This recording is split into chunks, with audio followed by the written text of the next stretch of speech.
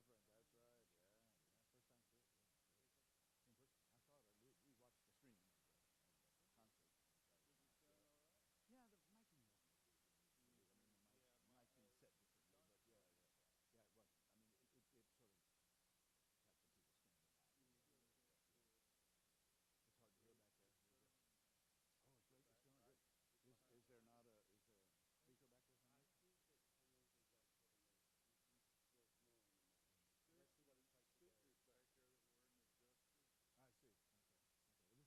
Yeah, yeah. First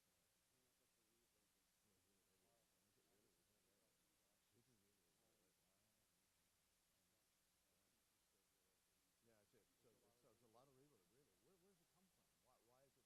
Yeah, in person. I saw it. We watched the stream of the concert. Did it sound all right? Yeah, the miking wasn't as good as it used to be. I mean, the mic thing set differently, but yeah, it wasn't. I mean, it sort of had some people standing out. It's hard to hear back there. Oh, it's great. It's going good. Is there not a speaker back there somewhere? I think that someone's adjusted and there's more in the mic. Let's see what it's like today.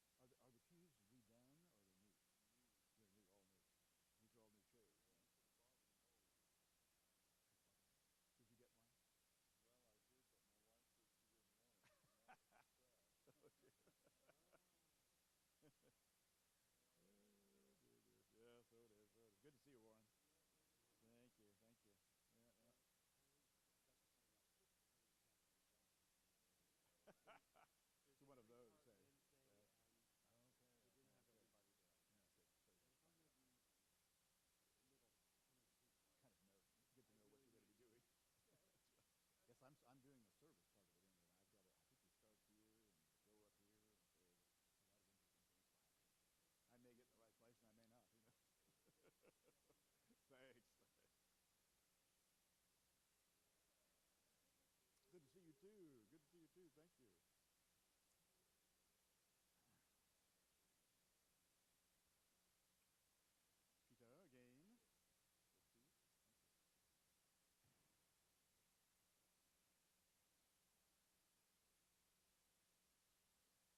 the right place and I may not. Who knows? Thanks. Good to see you too. Thank you. Peter again. Good to see you. Thank you. Yeah. My blood is thinned out in Southern California. Yes, I got off the plane. I said, "What is this? I can see my breath. Holy cow." Well, at least it didn't freeze. That could have been a lot worse. Yeah. Oh, well, of course they had to go out and talk, of course. Nobody comes at 9:30. We all know that. Yeah. You can. You really can. That's the third time I've seen it, actually. And I kept thinking I found some other stuff. Yeah. That's very interesting. Yeah. It's an interesting movie. Very thoughtful. Somebody really had something going in their brain really well when they did that. Yeah, I'm sure they did. They must have. Yeah, they must have. Yeah. Well, the Pixar thing is interesting. My daughter works for Disney, so she's on that campus up in Burbank. Right. And the Pixar building, you can't get in the building. It's like Fort Knox. I mean, really, you have to have voice print and face print to get in the building because it's really, I mean, they keep everything very hush-hush while they're working on these projects. And, of course, every one of them has been very successful. Yeah, really. Yeah. So there's some really smart people working there. Yes, they exactly right. They are. So it's a when Disney bought Pixar how many years ago? Some years ago, when they realized how successful it was going to be, and now it's making a fortune. I mean, every one of them.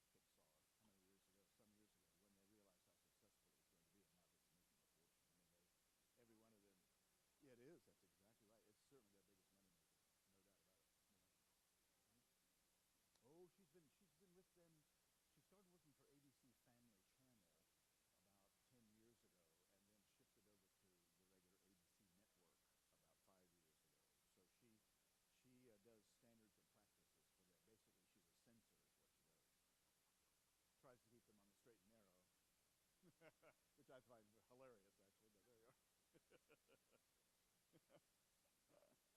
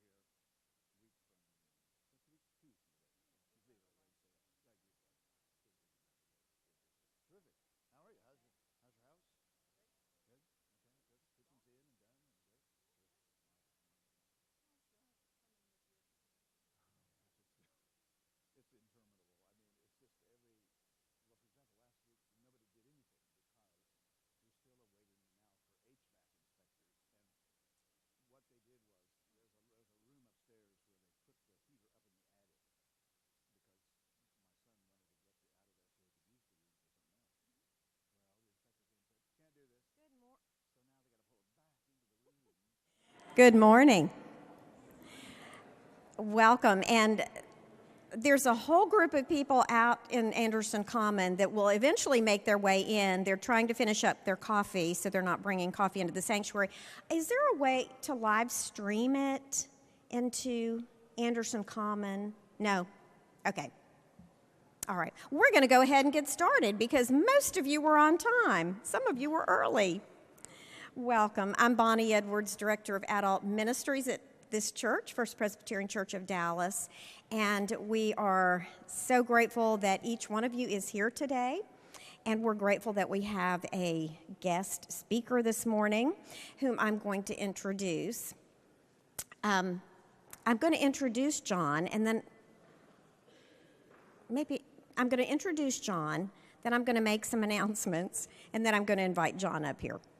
And John really needs very little introduction in this congregation because he was active here for a number of years before the presence of his children and grandchildren in California drew him and his wife Diana to the West Coast.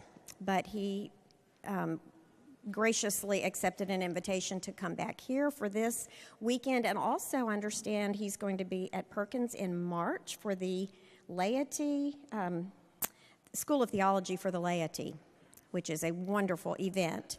But John, as many of you know, received a PhD in Hebrew Bible in 1975. He's been a professor of religion at Texas Wesleyan University and also was the Lois Craddock Perkins Professor of Homiletics at Perkins School of Theology, and he was there from 1979 to 2012 when he retired. John is married to Diana, who is also a retired minister of the United Methodist Church. They have 2 children, a son Darius, a daughter Sarah. John is here this weekend to introduce a study of the Psalms. A couple of months ago, maybe 3 months ago, Gareth was sharing with me that during Lent, the Psalms would be used for the preaching text, and I got really excited because I knew there were a number of people in the congregation who were eager to study the Psalms. So Gareth and I agreed that we would form some study groups, or we'd find some curriculum to use for a church-wide study of the Psalms. And so when I started doing some research, I discovered that John had written a book on the Psalms. He wrote it back in the 80s, but it has just recently been revised. And so Gareth and I thought what a great idea it would be to use that study book because we know John and we know what a great student of Hebrew Scripture he is and what he brings to the enterprise. And so we extended the invitation for John to come to introduce the study, and he graciously agreed. So we are just super excited about this whole event. I'm going to continue talking about John here. John was the editor of the Psalms and Canticles material for the 1989 hymnal for the Methodist Church. So he has done a lot of research on the musicality of the Psalms as well as the translations, what they mean, the cadence, etc. And he So he brings a lot to the study of the Psalms. He is musical. As some of you may remember, he was very involved in the choir when he was here. So he brings to the study of Psalms an understanding of music and poetry. He's an author of numerous books, and his first novel, King Saul, was published in 2014. He is a regular contributor to the Patheos blog, which is the largest website that explores the depths of religious life in the current culture. And all denominations, all religions are represented on the Patheos website. It's a fascinating and enriching website to visit. And so you can keep up with John through that if you would like to do that. Speaking of religious blogs, we will have an opportunity during Lent to contribute to a Facebook page, which is being created for this Psalm study. So you will have an opportunity, the information will be on the website probably this week. And so as we get into the study of Psalms, you can contribute, you could send articles to me or I think to Judson, and we will get them on this particular Facebook page just for the Psalm study.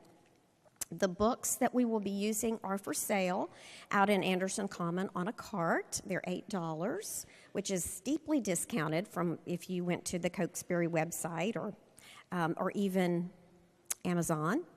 So whether you want to become part of a study group and look at this book together and discuss it together with other people, or if you want to just use it for your individual study, either way, it's great. The book is out there, and you might even get John to sign it. Wouldn't that be great? Also, a couple of other announcements. There is going to be, a week from today, a special event which is called A Lasting Supper. The Rabbi Sean Zell will come and demonstrate and invite us to participate in a Seder meal, which is connected to the Passover. It's at the beginning of the Passover in the Jewish tradition, and that will take place after lunch, 1 o'clock-ish, down in Blakely Hall. So you're all invited to that. And I love the flyer. It says, and it's an event too good to pass over. So hope you'll come for that. Also, I'm going to make an announcement about something that isn't happening. There is a women's retreat scheduled a month from now, from this weekend. There was supposed to be a registration table. The printers conspired against us, so we have no printed material. But I wanted to remind you that starting this week, you'll be able to register for that online or call the church office. And I apologize that we weren't able to get information printed for you to carry home, but I did want you to get that on your radar. All right. John is going to come forward and give us part 1 of the Psalms introduction, and then at 1 o'clock this afternoon in Blakely Hall, following lunch in Byrd Hall, there will be part 2. So I hope you will be able to come back at 1 o'clock for that. Thank you, John.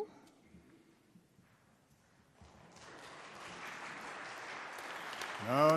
Never applaud first. It's a big mistake. You might want to change your mind, huh? Well, this is grand. My gosh, I just love this. Terrific. I hope you love it, too. Goodness, it's extraordinary.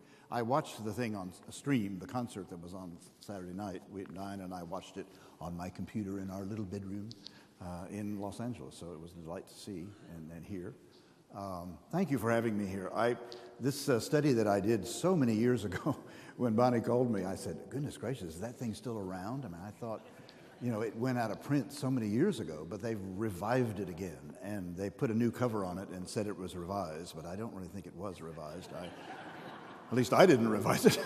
So I went back to read. This has been over 30 years ago, and I went back to read it thinking how horrible it must be after, have I learned anything in that time? Well, it's not as bad as I thought, actually, So I'm glad you're going to do the study of the Psalms. I love the Psalms, and as Bonnie said, I did edit the back of the United Methodist Hymnal long ago now. In 1985, we began that work, and I want to tell you a little story about that because it was kind of fun. The editor of the hymnal is named Sam Young, and he's still living. He's in his 90s now. But Sam was the editor of the 1964 Methodist hymnal also. Probably the only editor in the history of the world who did 2 hymnals for a denomination. So he called me in 1985 sometime, and he said, "John, I wonder if you wouldn't mind consulting with us on the hymnal." And I said, "Well, yeah, I'm happy to do that. I suppose, what are you doing?" "Well, somebody decided to do the Psalms in the back of the hymnal." I said, "Who decided that?" There was a long pause on the phone. He said, "I really don't remember, but we're going to do the Psalms." "Okay, fine." Well, we formed a committee, as Methodists and Presbyterians do, and we got one of each, a representative of all living human beings, how committees are and all that. But what we forgot is somebody who could read Hebrew.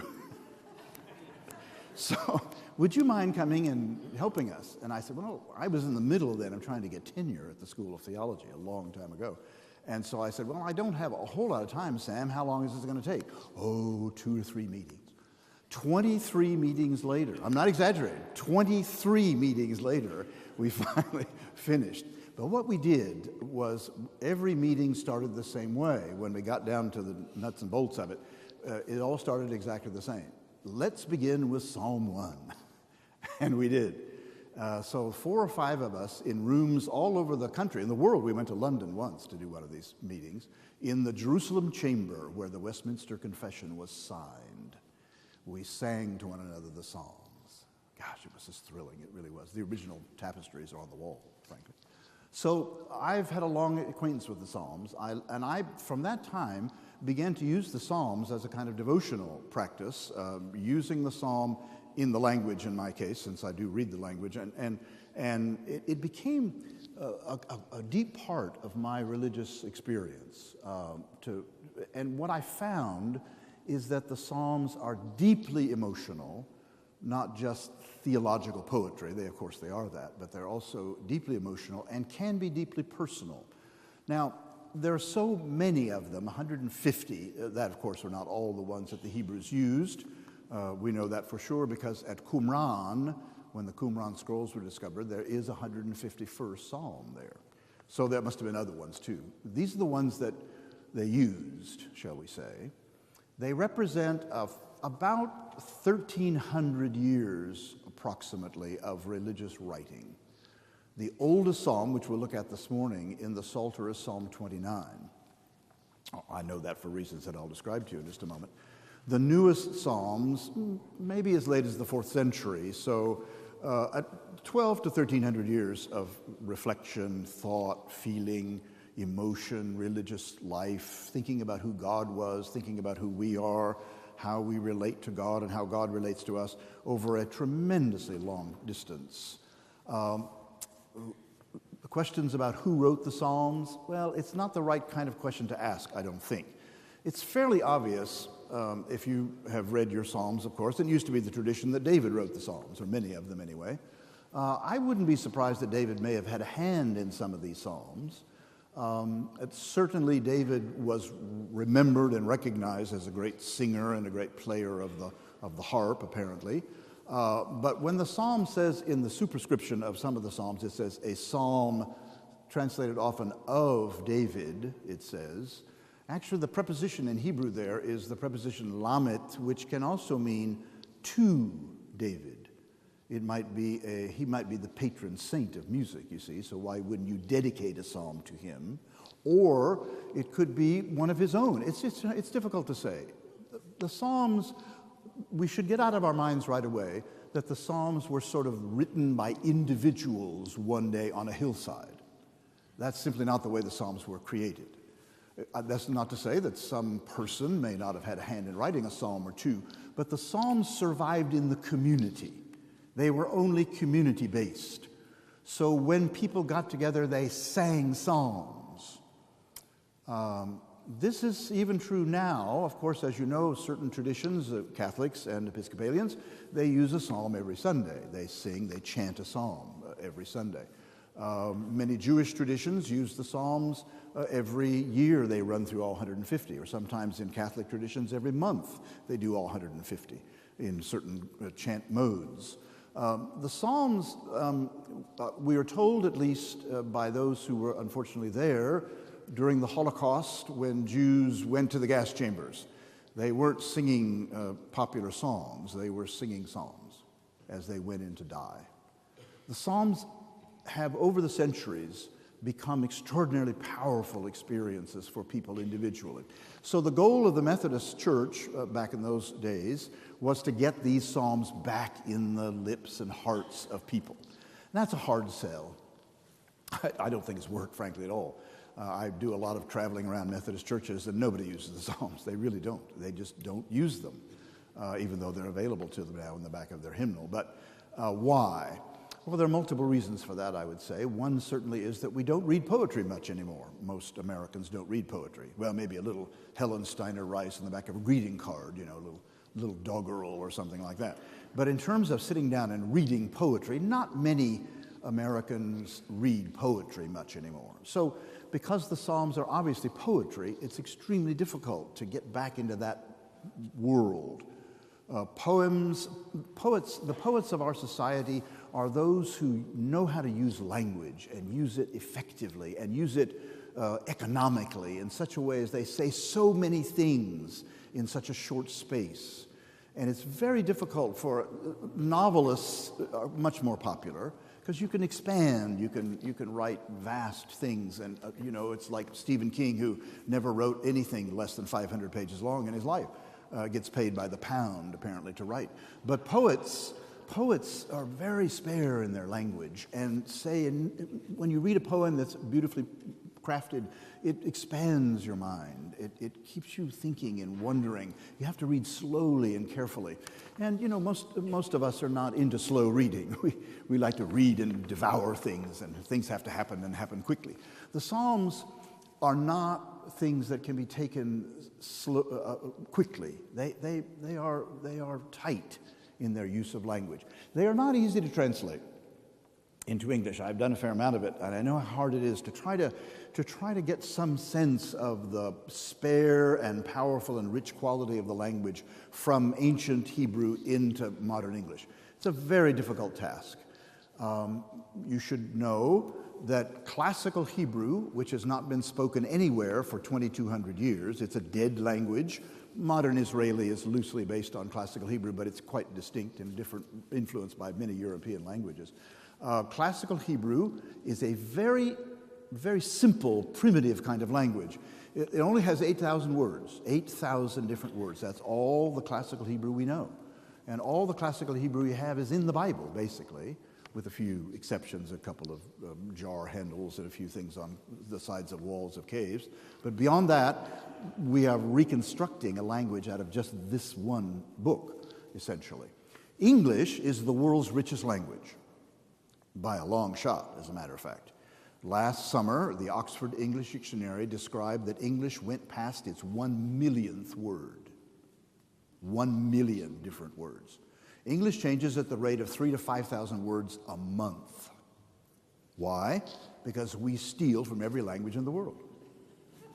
Don't we? We take them from everywhere. And then when you add all the stuff about computerized language and all that IT stuff, there are just enormous numbers of English words. I've said this to some of you before, but I read one time that in English you can say that you're drunk in 1,650 ways. I mean, we might pool our resources here and see what we can do, but maybe this is church, we ought not do that, I suppose. English is enormously descriptive. It has huge numbers of adjectives. It's an extraordinarily descriptive language. There are practically no adjectives in classical Hebrew at all. Practically none. Nothing is described. So when you try to translate that kind of language into a modern idiom like English, it's a very hard task. It really is. And translators, all my hair has been torn out, you see, in the attempt to do it. It's not easy. And that means that when you read the Psalms in translation, you are reading the attempt, at least, of persons to get some sense of what it means. We're going to do some of that this morning to show you how really hard this is to move from the classical language into the modern language.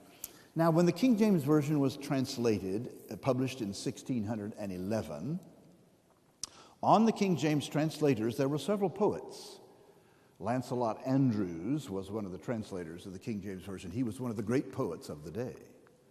Unfortunately now, very few Hebrew scholars are poets. That's just the fact. I mean, when you learn Hebrew, you have to learn several other languages at the same time so you can sort of compare things. I had to be able to read and translate about 10 languages when I was studying the book of Job. You just had to do that. Ancient languages, all of which are dead now, but you had to do that to be able to get some sense. Hebrew is a very small section of the Middle East, of course. It's a Northwest Semitic language. There are other languages related to it, Old South Arabic, Ugaritic in the north. You had to be able to do all that stuff. So you don't have time to be a poet. You're learning languages all the time. And that means that unless you have something like that in your background, to be able to get a hold of the aesthetic of the poems is really very hard. It's really very hard. And bless their hearts, translators do their level best to do these things, and they're faithful in their work. And I've done some of that, as I said, and it's marvelous to watch people who know these languages study hard to find out just the right word, to make these things come to life. But it's hard. It's very, very difficult to do. So what I want to do with you this morning a little bit is first to give you a kind of shape of what I think the Psalms are trying to do. The Psalms are a large collection of poems, 150 of them, some very long, 119, Psalm 119 is 178 verses long, and then there are the tiny little ones that are only 3 or 4 verses long.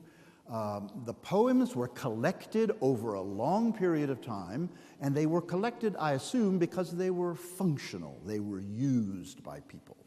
And the ones that didn't get collected in our Bible simply were not used as much. It's a kind of a very pragmatic way of thinking about how the Psalms got together. They simply became important and powerful for people in various places, in various times, in various locations. Now, as I said, the oldest psalm is 29. Now, if you have a Bible there with you, or you got one in front of you, or something like that, I hope you're better than Methodists. You might bring a Bible occasionally, but probably not.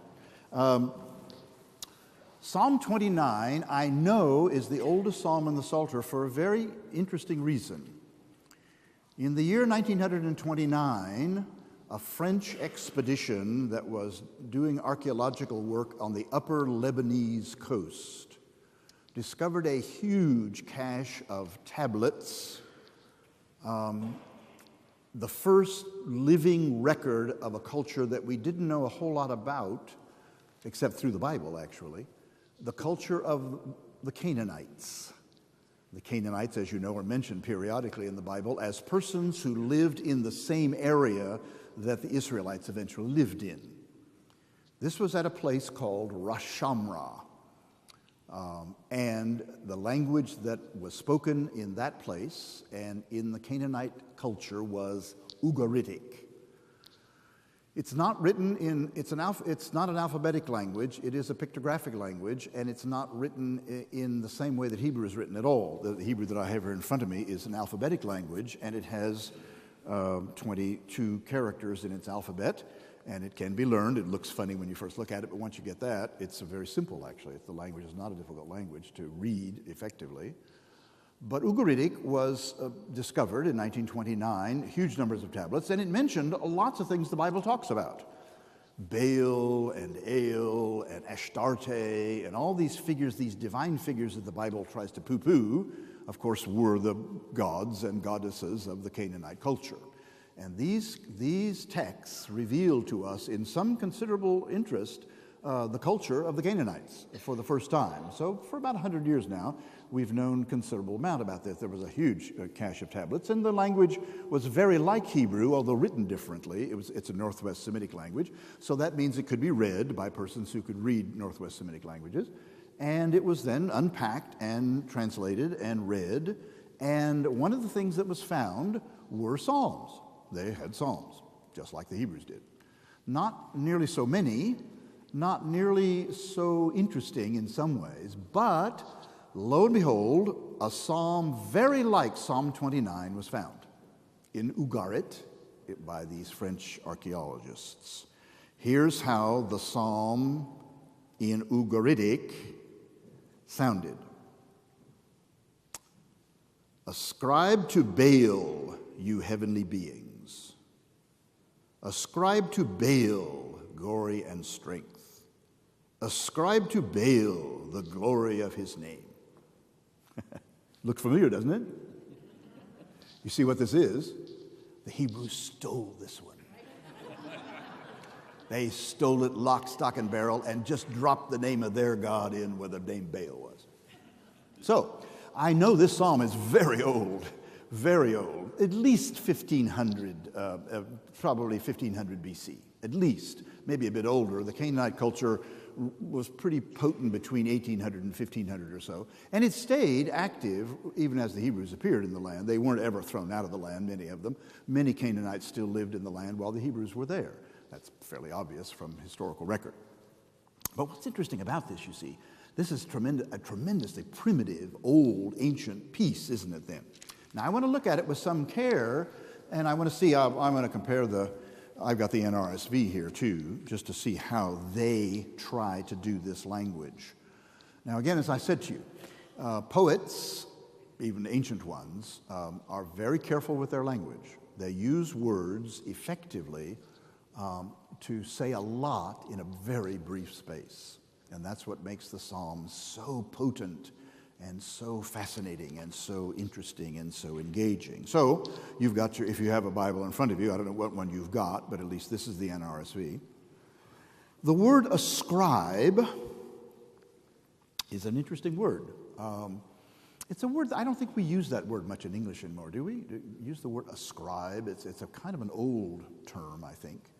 What does it mean?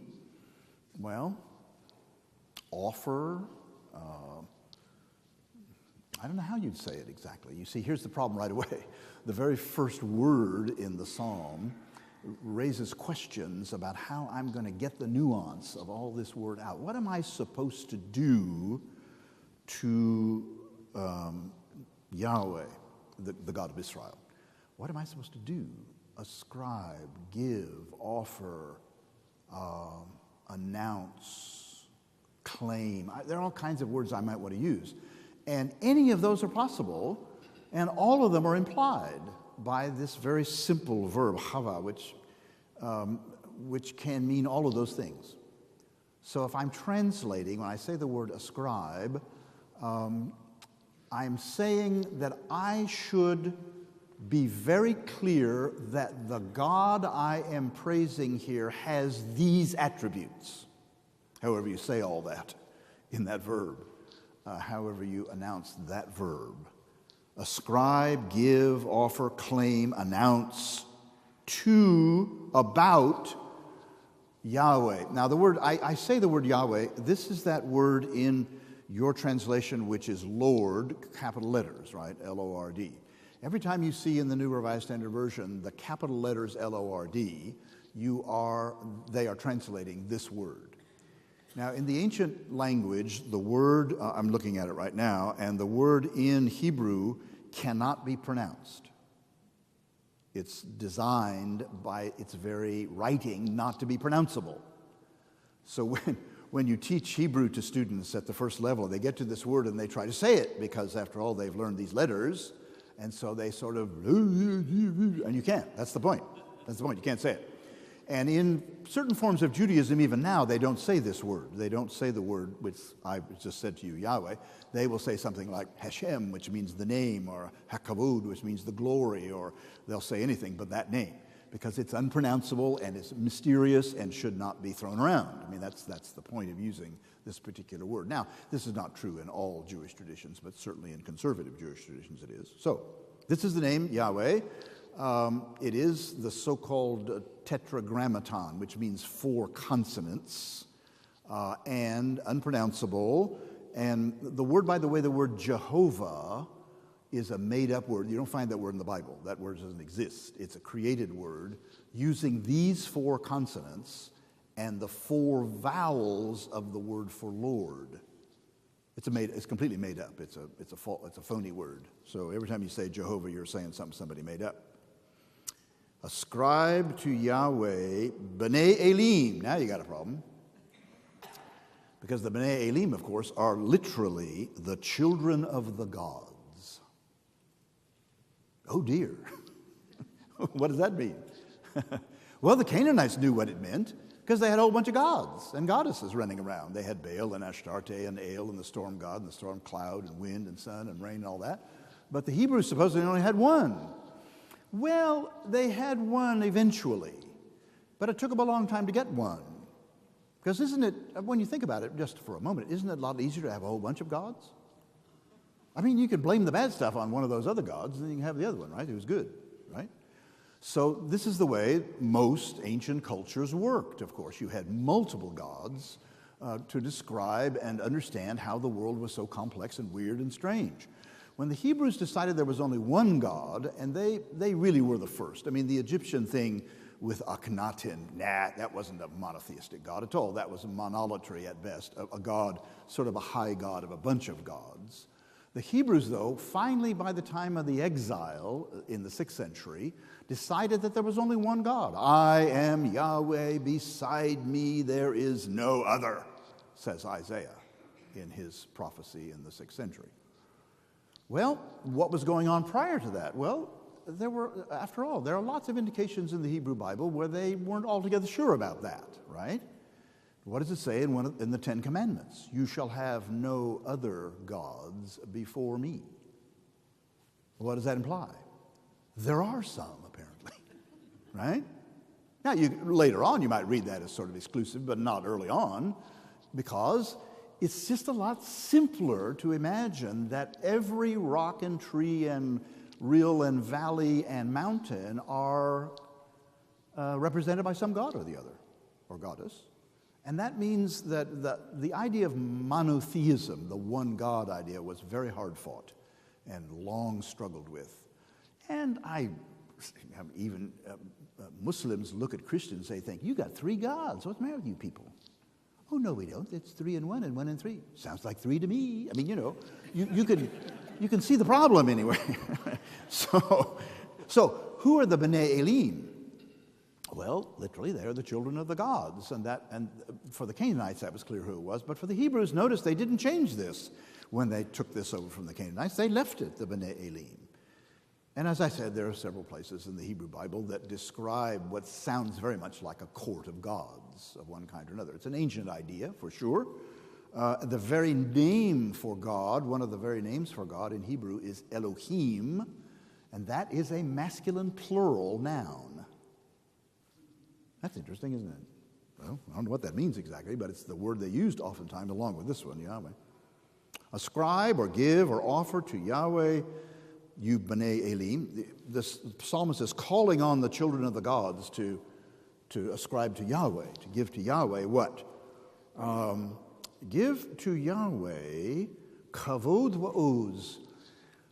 2 nouns in Hebrew put together is a thing we call hendiades. Happens in Greek that way too, connected by a connector.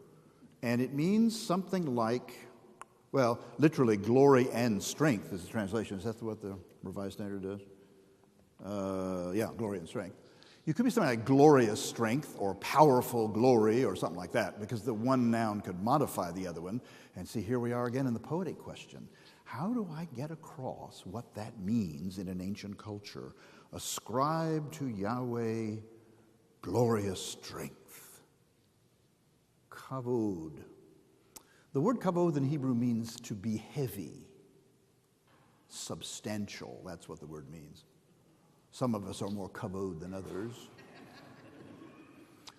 And because the language is so primitive and so ancient, it takes words like that and turns them into metaphorical things. For example, the word for power in Hebrew is the word for hand. Calf means power in hand. The word for nose, nostril, is the word for anger. Nice, huh? Your nostrils flare, you get mad. This is the way that Hebrew works. It works in a very primitive, simple, physical kind of way. And since we are way back here now, 1500 BC, we are talking about very physical things. So the word kavod means heavy, but of course it also means now, it takes on a meaning of substantial. And the word oz in Hebrew is the word for strength, all right. It often refers again to power, strength, something like that. So Oz Kavod means glorious strength, astonishing power, amazing, astonishing gift, whatever you want to say. And again, you see, I'm struggling with this because that's what the language forces me to do. And so when translators sit around a table, 25 of them, sometimes the vote's 13-12, right? And 12 people had another idea, but that didn't work. They used the other 13 who won the victory. So when you read translations, you're reading compromises, aren't you? And somebody in this room, I know at least one or two or three people speak two languages, and they know how hard it is to move from one of those languages to another, how difficult it is to get the nuance from one language to even a modern language. But this, you see, ancient, dead language, to try to get the flavor of this somehow is not at all easy. Ascribe to the Lord glory and strength.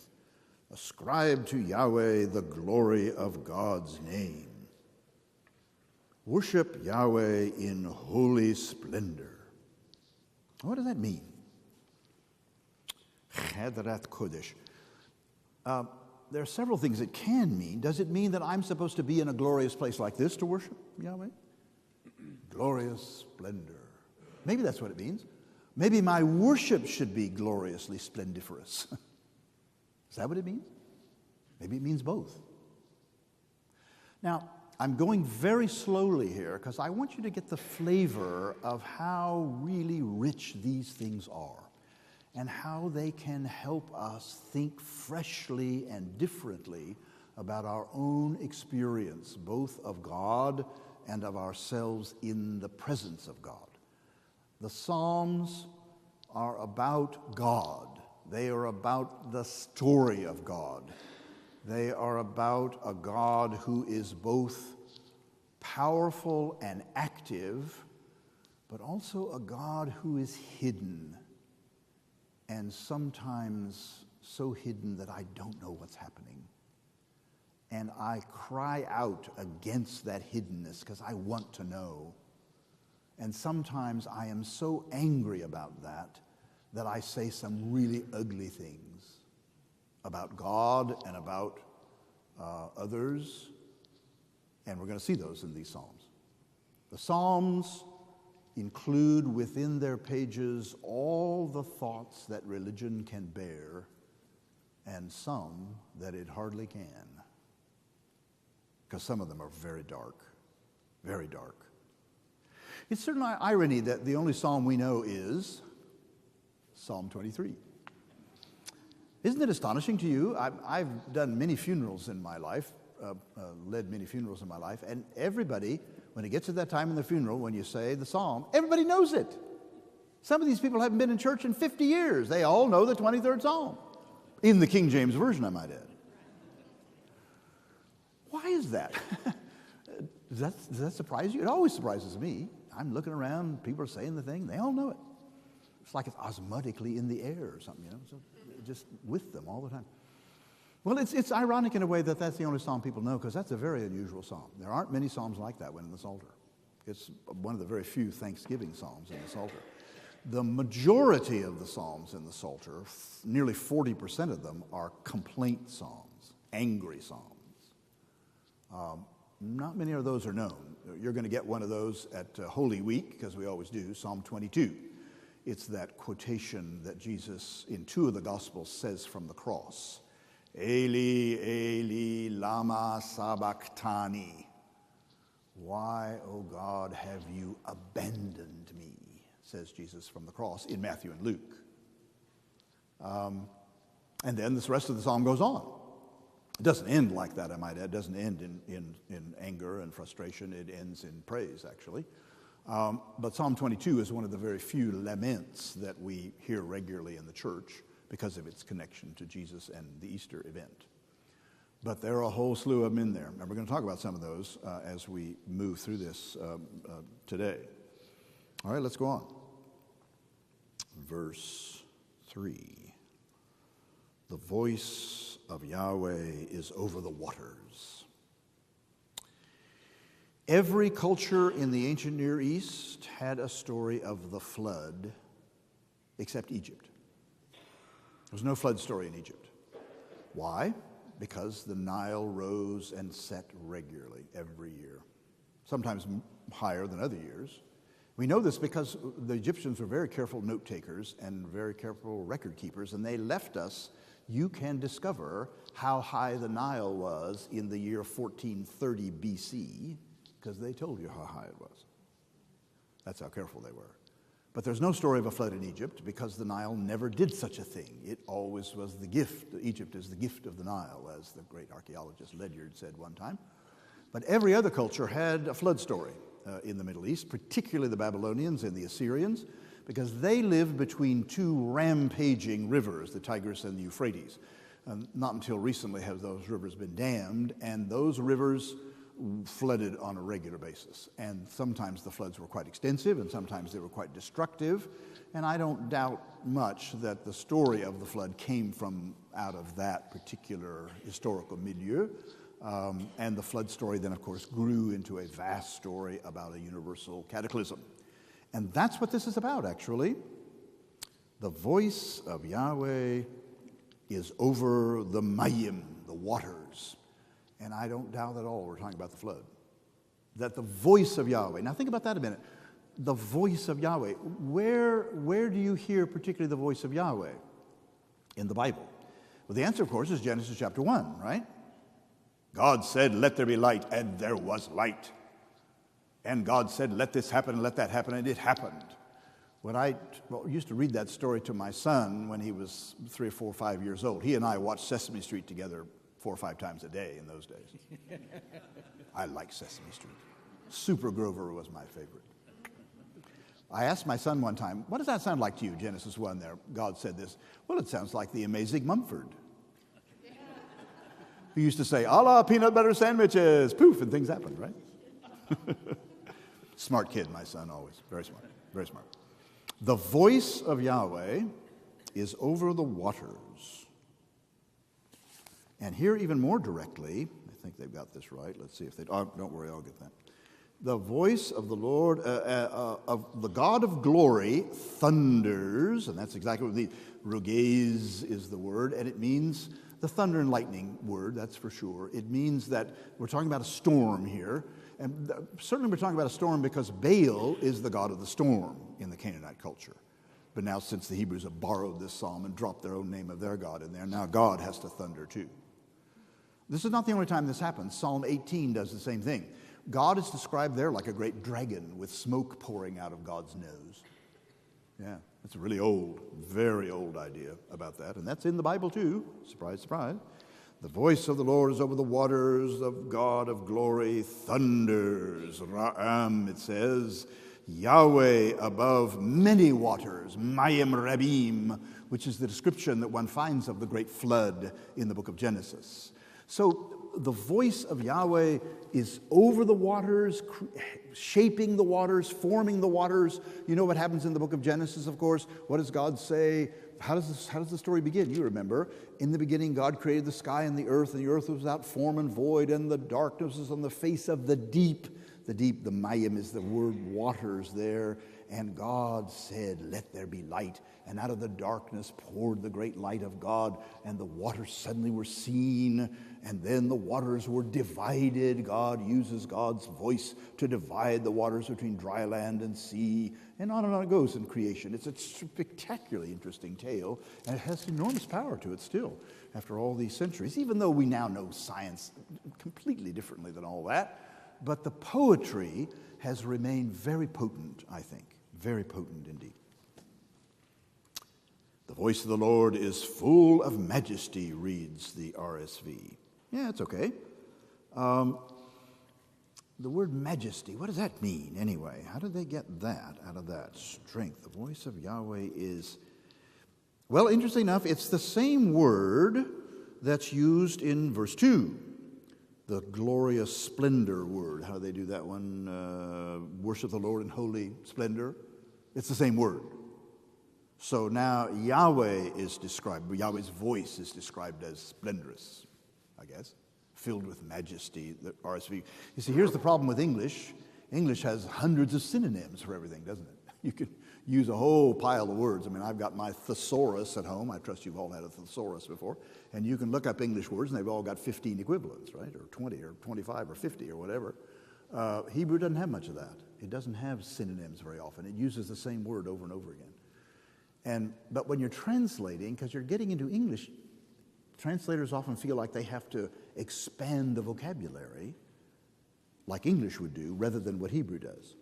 This is a bone of some contention with translators, whether you should use the same word all the time. When you use the same word, you get closer to what the Hebrew text is doing, but it's more wooden. It's not nearly as energetic in some way. So that's what translators always have to do to make that decision anyway. The voice of the Lord breaks the cedars, it says. Breaks the cedars, the voice of the Lord. The Lord breaks the cedars of Lebanon. These, of course, are the famous trees, 200 feet tall, that the Lebanese grew on the coast in those ancient days. When the Temple of Jerusalem was built, Hiram, the king of Tyre, took some of these trees and sent them down to Solomon to help build the temple. So the cedars of Lebanon were notorious, famous trees, the greatest, biggest trees in the Middle East, of course, by a considerable margin. So these are famous. So if the voice of Yahweh can shatter those things, this is something of extraordinary power indeed. God makes Lebanon skip like a calf. That's lovely, isn't it? Now, of course, this is an earthquake language, isn't it? Because you remember that Lebanon and Israel are on one of the famous rift valleys, the Jordan Rift Valley. We now know are the breaking point of two tectonic plates. Now, the whole tectonic plate thing, of course, has been discovered only within the last 60 or 70 years. So they didn't know anything about that, but they knew earthquakes happened a lot there, and they do. The huge earthquakes in Turkey are the result of the Jordan Rift Valley, because the two plates are banging against one another and slipping and sliding over one another all the time. And so earthquakes are mentioned in the Bible, not all the time, but many times. Amos talks about 2 years before the earthquake. It must have been a big one, but we don't know when, we don't know where, we have no other evidence of it. But earthquakes were common, so now the language of the psalm picks up on that and talks about that. God, this is the voice of God somehow doing all of this. And Sirion, which is another name for Lebanon, like a young wild ox, the voice of Yahweh flashes forth flames of fire. And that's a nice translation, I think, don't you think? Nice use of F there. The voice of the Lord flashes forth flames of fire. Isn't that great? That was nice. I don't know who did that one, but bravo. That was a great, nice translation. Doesn't do that in Hebrew, I might add, but kind of fun. Kind of fun in English, though. The voice of the Lord shakes the wilderness. The Lord shakes the wilderness of Kadesh. The voice of the Lord causes the oaks to whirl. That could be one translation. The verb is not altogether clear here, as the footnote in the New Revised Standard Version tells you. Strips the forest bare, and in God's temple all cry out, glory. Now notice how the psalm is now going back on itself. Ascribe to Yahweh glory and strength. And now all in the temple are doing precisely that. They are all shouting glory once they are aware and remember and experience the power and the presence of the voice of God. The Lord sits enthroned over the flood. And there's that word, Mabul in Hebrew, and that is the Hebrew flood word, the one about the great flood that Noah survived and the world was repopulated thereby. The Lord is enthroned. The Lord sits in majesty over that, enthroned as king forever. May the Lord give strength to the people. Now you see it turns, doesn't it? I ascribe strength to Yahweh, and Yahweh gives it to me. It's a two-way street. It's a kind of way of thinking about an envelope in the poem. We began in a certain way talking about God, and God then shares that. And at the very end of this wonderful poem, may Yahweh bless the people with peace. Shalom, you all know that word, of course. Shalom doesn't mean absence of war. Shalom means unity or wholeness.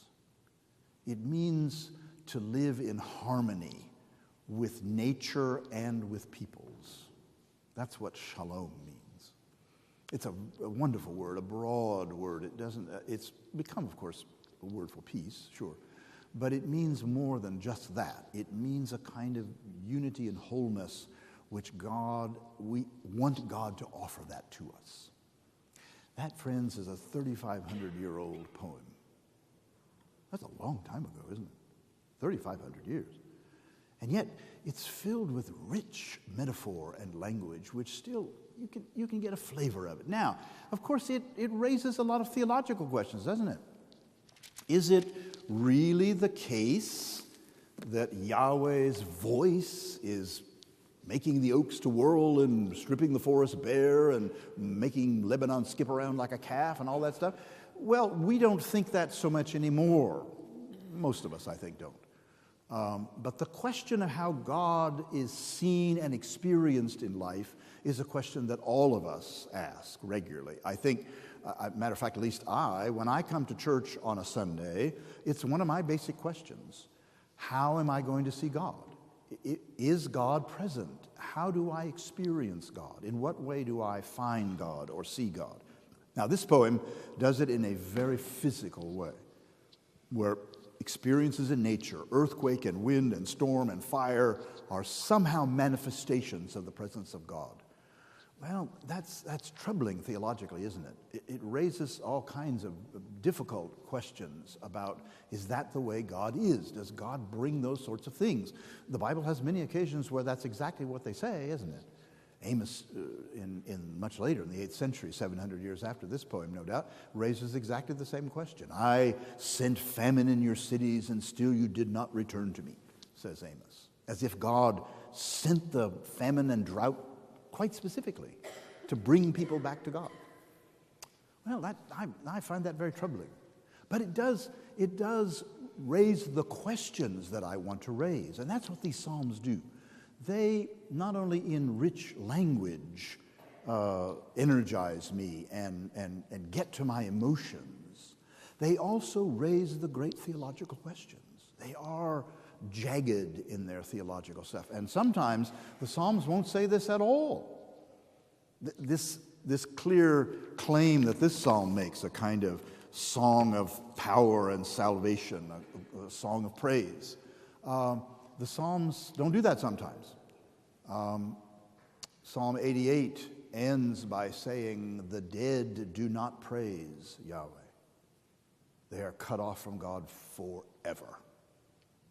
That's what the psalm says. But Psalm 139 says, where can I go from your spirit? If I ascend into the sky, you are there. If I descend into Sheol, you are there.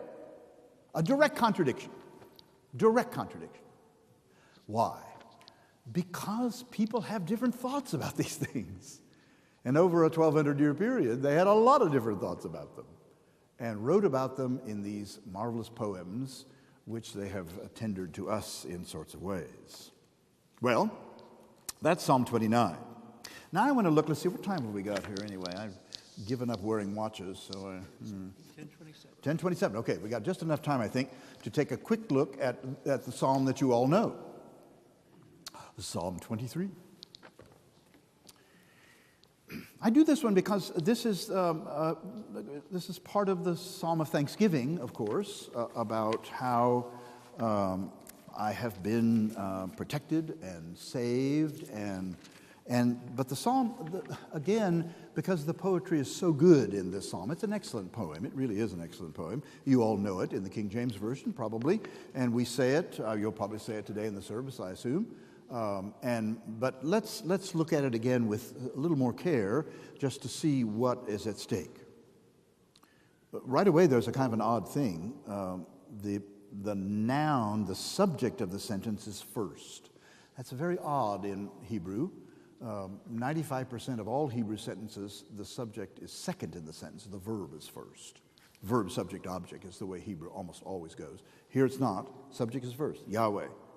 The name of God is pronounced first in the psalm, and that's unusual. That's unusual. Yahweh is my shepherd.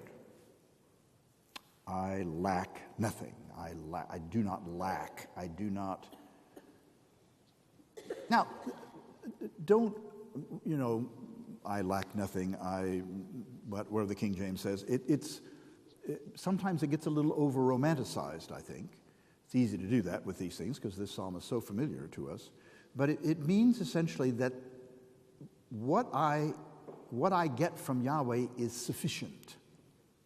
I don't have to have anything else. I don't lack anything. That's why I would translate something, I lack nothing is probably the way I translate it.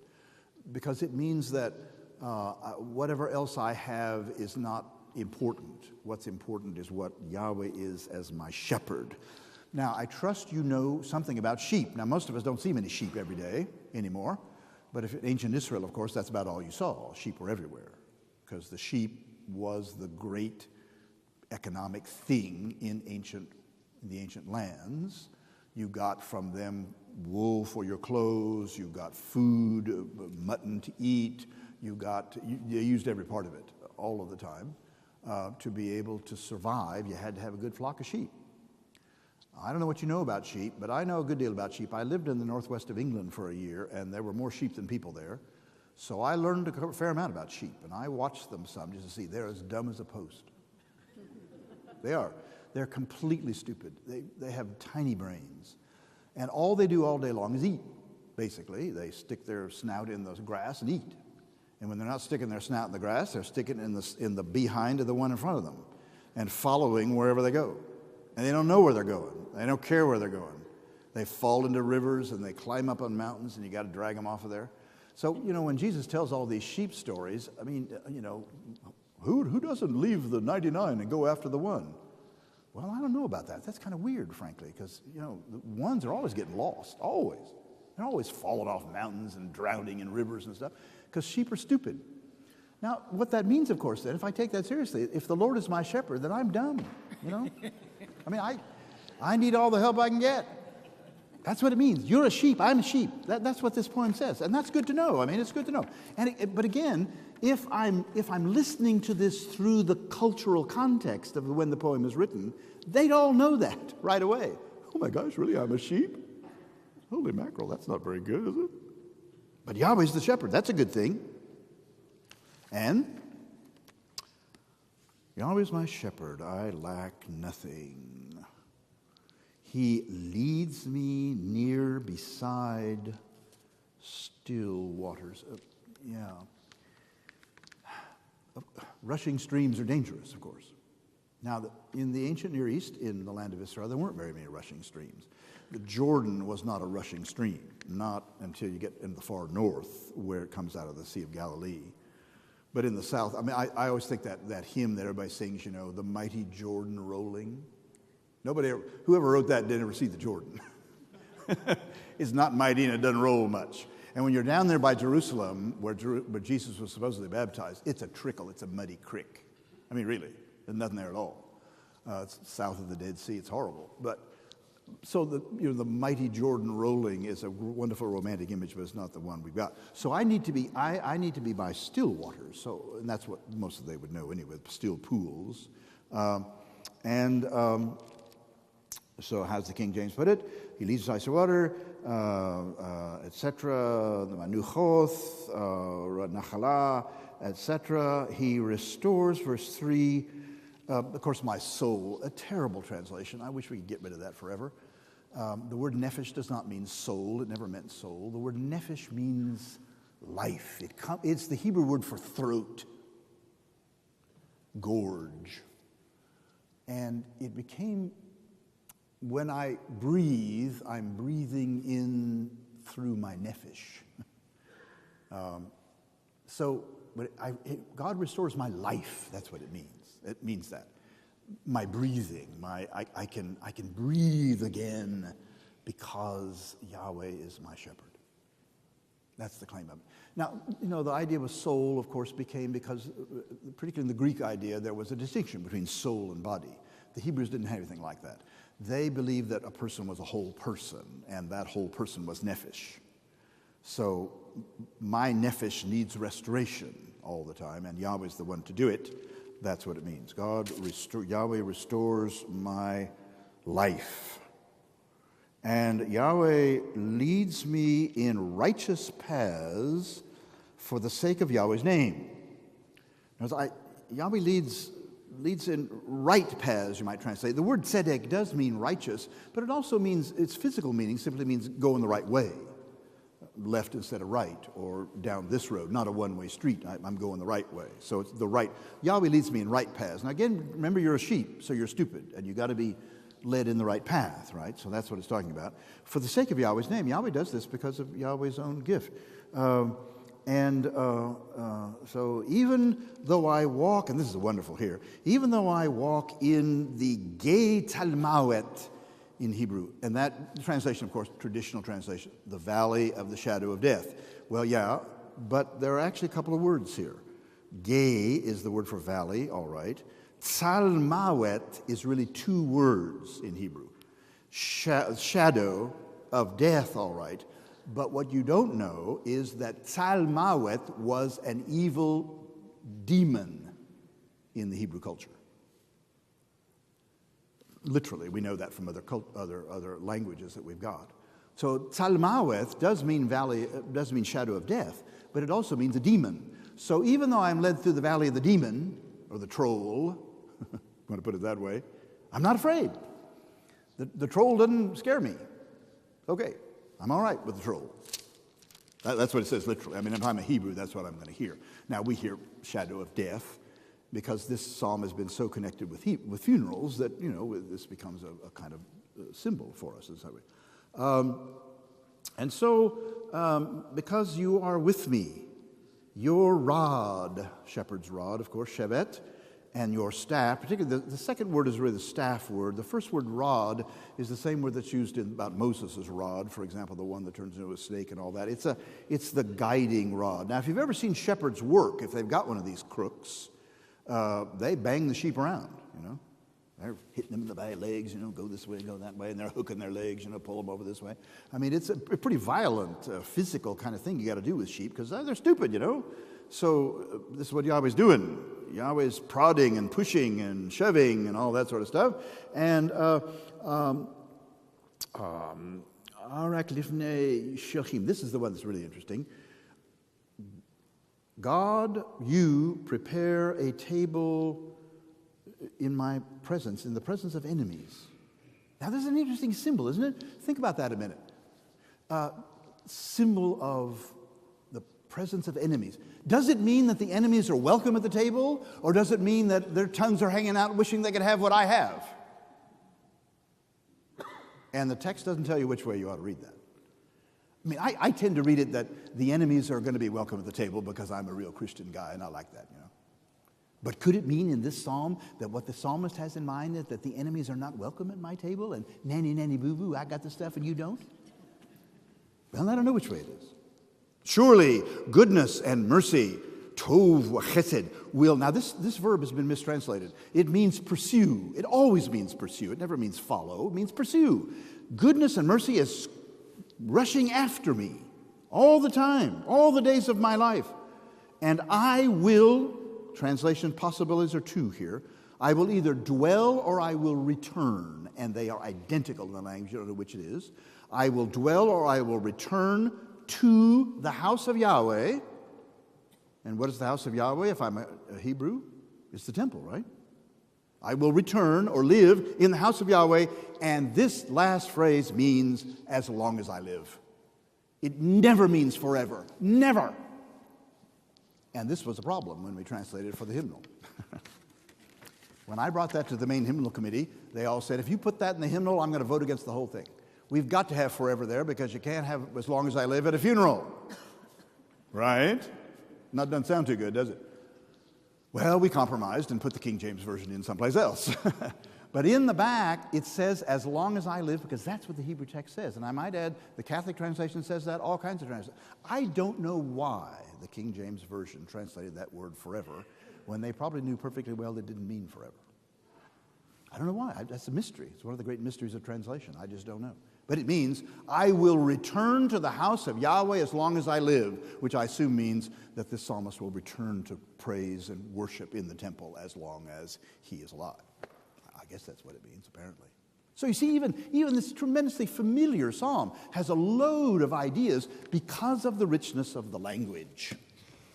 Well, this afternoon we're going to do some more of this. We're going to move on into some hard psalms, some difficult psalms, I think, as well, to talk about this. I hope this little bit this morning helps you to see how extraordinary these poems are, how really magnificent they are, and how in their context they really can have an enormous effect on one's religious life and practice. And I hope you find that. Let's have a word of prayer.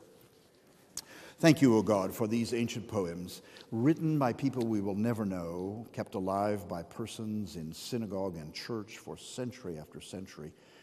Help us to feel and sense their power for us, and help them continue to have that impact in the lives of so many persons as the years roll on. Thank you for this church and its witness in the community, and we are grateful always in the name of your Son, Jesus. Amen. Thank you.